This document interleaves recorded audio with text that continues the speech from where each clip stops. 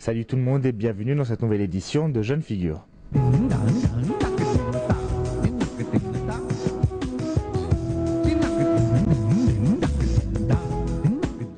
Place à l'écriture, à la littérature avec notre écrivain en herbe.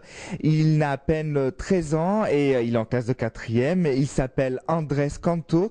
Andrés est au lycée français. Il vit au Caire depuis 4 ans. Il écrit depuis 2 ans exactement. Il s'est d'abord inspiré de science-fiction, des choses qui lui passionnent. Là, maintenant, il invente ses propres histoires. Il va nous en parler. Il va nous parler aussi de sa vie, son installation en Égypte. Andrés, merci d'être avec nous. Merci de m'inviter.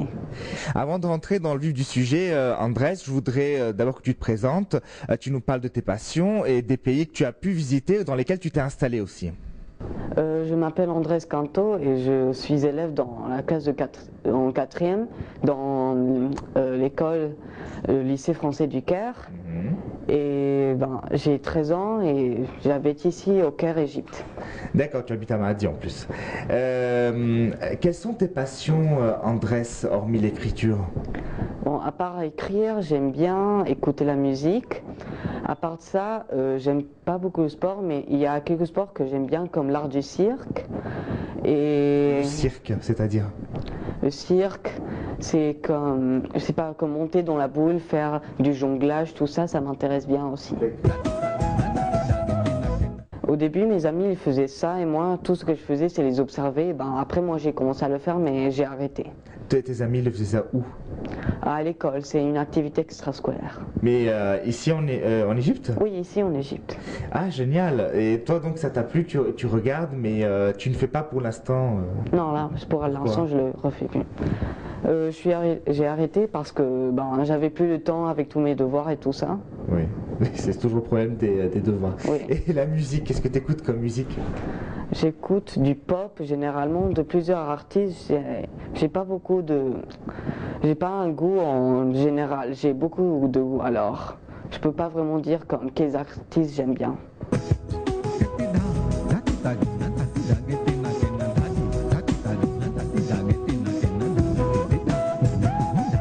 Les voyages, j'ai parti en plusieurs parties du monde comme le Vietnam, l'Indonésie, l'Australie.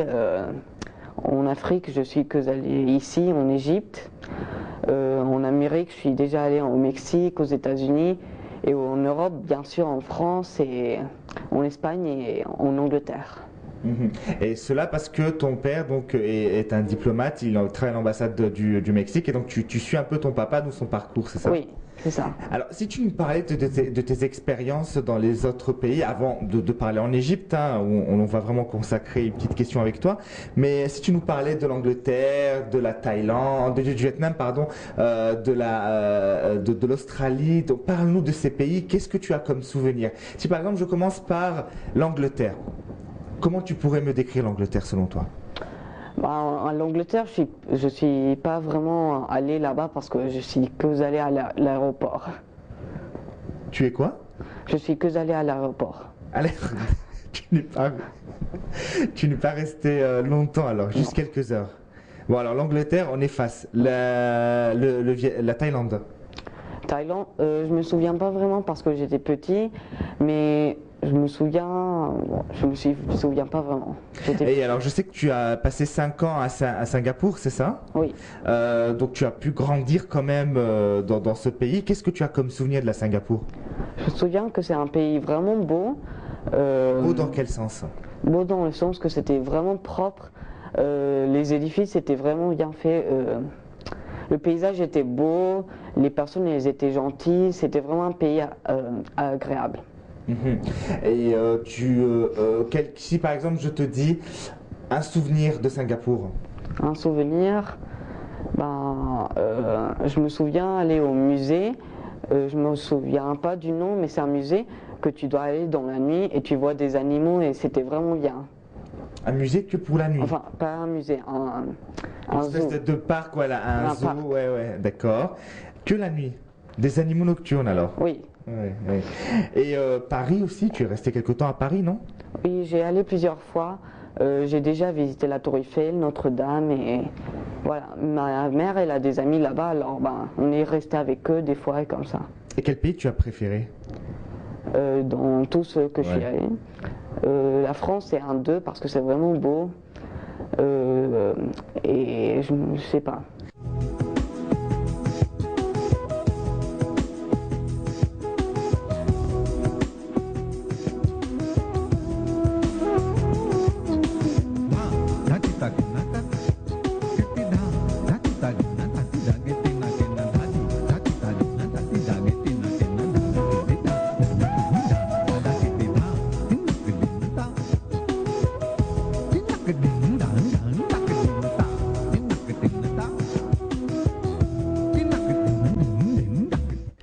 Là, si on parlait de ton installation en Égypte, donc ça fait 4 ans que tu es là, tu as vécu quand même 2 périodes assez cruciales, que ce soit avant la Révolution et après la Révolution de janvier 2011. Quelles ont été les différences selon toi? Et est-ce que tu as pu t'intégrer à la société égyptienne? Bah, avant, j'étais un peu triste quand je suis arrivée parce que j'avais laissé ma famille au Mexique. Mais bon, le pays, ben, au début, ben, mes fortes impressions, ben, c'était quand même un peu différent, la culture et tout ça. Parce que ben, j'étais un peu habituée au Mexique et tout ça. Mais je me suis habituée rapidement. Les gens, ils m'ont vraiment impressionné parce qu'ils étaient vraiment gentils et tout ça. Ça a été un peu difficile de me communiquer avec eux parce que je parlais pas arabe, tout ça. Mais bon, au début, le pays, c'était un pays vraiment tranquille et comme ça. Tu as pu facilement t'intégrer à la société égyptienne? Pas très facilement, mais je me suis un peu intégrée, oui. Et sinon, alors, donc après 2011, est-ce que tu as vu un changement quand même? Tu as senti quelque chose de nouveau? Oui, parce que j'avais un peu peur d'être ici, parce que bon, dans la Révolution, je suis partie au Mexique pour me réfugier. Et après, quand je suis revenue, j'avais un peu peur quand même dans les nuits comme ça. Mais bon, après un temps, je me suis réinstallée comme ça. Donc tu t'es rendu compte que finalement, il n'y avait rien Oui. il y avait rien de particulier, que c'était tranquille? Oui. Que ça concernait juste quelques endroits Oui. au Caire ou en Parce Égypte? que où je suis, l'école et tout ça, c'est vraiment un endroit tranquille, alors il n'y avait rien de quoi avoir peur et comme ça.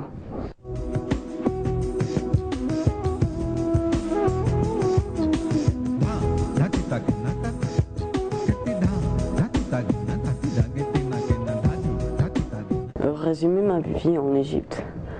Je dirais que ben, majoritairement, ce que je fais, c'est aller à l'école et rester chez moi parce que je sors pas vraiment. Ce que je fais le plus, c'est écrire justement. Je sors beaucoup avec mes amis. Bon, je sortais parce que j'avais des amis mexicains ici de l'ambassade, mais ils sont partis malheureusement l'année dernière. Et ben, tous les week-ends, je sortais avec eux. Et là maintenant, ben, ce que je fais le plus, c'est écrire. Alors, voilà. Donc en fait, tu vis normalement en Égypte malgré la situation, il n'y a pas de problème? Oui, pour moi, il n'y a pas de problème. Où j'habite, c'est vraiment tranquille. Alors, je vois pas vraiment de problème ici.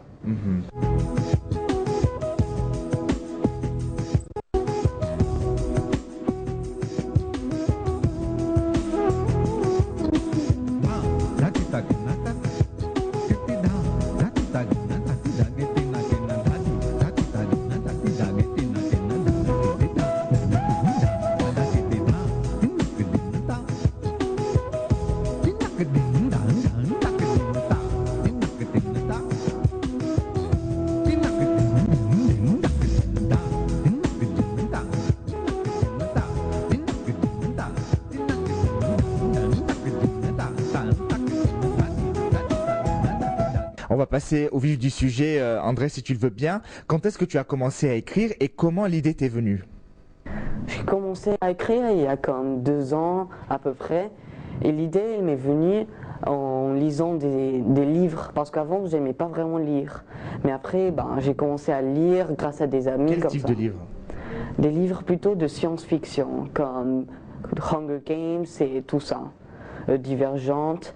Et j'aimais vraiment lire parce que lire, c'est comme un monde imaginé par les auteurs et j'aimais vraiment cette idée de créer un monde moi-même avec mon imagination. Alors moi-même, j'ai commencé à faire comme des petites histoires Elle n'était pas vraiment bonne, mais bon, c'était un commencement et voilà. En fait, tu avais 11 ans à cette époque, c'est ça? Oui, j'avais comme 11 ans, oui. Ouais. Alors, tes premiers livres, tes premiers brouillons, on va dire, ça racontait quoi? Ben, c'était des histoires vraiment comme typiques, c'était plus recopié qu'inventé parce que comme ça j'ai commencé en m'inspirant de livres comme des livres de vampires, comme ça. Aussi, oui, c'était comme ça. Mhm. Et qu'est-ce qui t'a plu dans l'écriture?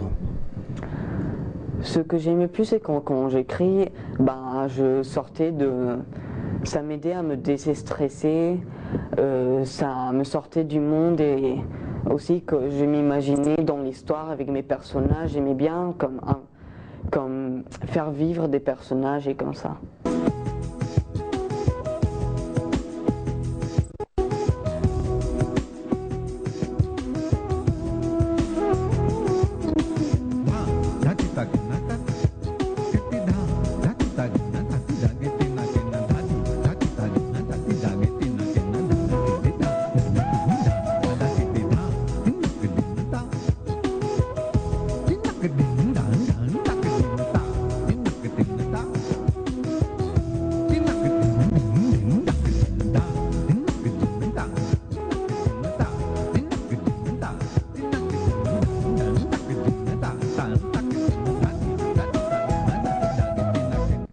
Mais pourquoi en espagnol? J'aime bien écrire en espagnol parce que c'est ma langue natale. Alors, ben, dans ma vie quotidienne, je m'expresse en espagnol avec mes parents, ma soeur. Depuis tout le temps, je parle espagnol. Alors, je sens que c'est plus confortable écrire en espagnol qu'en français ou en anglais parce que j'ai plus de vocabulaire et comme ça. Mhm. Est-ce que tu as essayé d'écrire en français? J'ai déjà essayé écrire en français, mais je trouvais que c'était un peu difficile parce que je parle bien français, mais je sens que j'ai pas vraiment les mêmes expressions que je peux utiliser en espagnol, que je peux pas vraiment les utiliser en français comme Tu ça. arrives à exprimer tes idées en espagnol mieux qu'en français, c'est ça? Oui, c'est ça. Est-ce que c'est parce que tu as plus de vocabulaire en espagnol ou c'est parce que ce sont les émotions que tu arrives mieux à exprimer en espagnol? C'est comme les deux choses. Ouais. J'ai plus de vocabulaire et je m'exprime vraiment mieux en espagnol. Mhm. C'est par rapport aussi à tes expériences. Tu as plus d'expérience dans un cadre espagnol, c'est ça? Oui, j'ai Avec habité ta famille, oui. oui, avec ma famille et tout ça. Et les amis, tu as toujours eu un entourage d'hispanophones? Oui.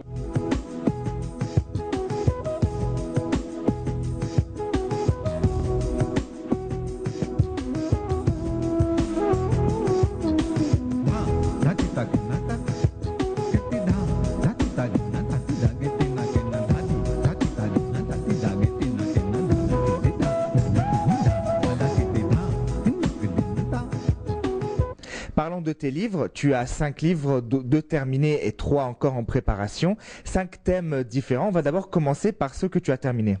Bon, le premier livre que j'ai terminé, c'est Le Brouillon justement de vampire. Je vous raconte un peu l'histoire. Oui, bien sûr. Ben, c'était vraiment l'histoire d'une fille comme ça, normale. Elle a rencontré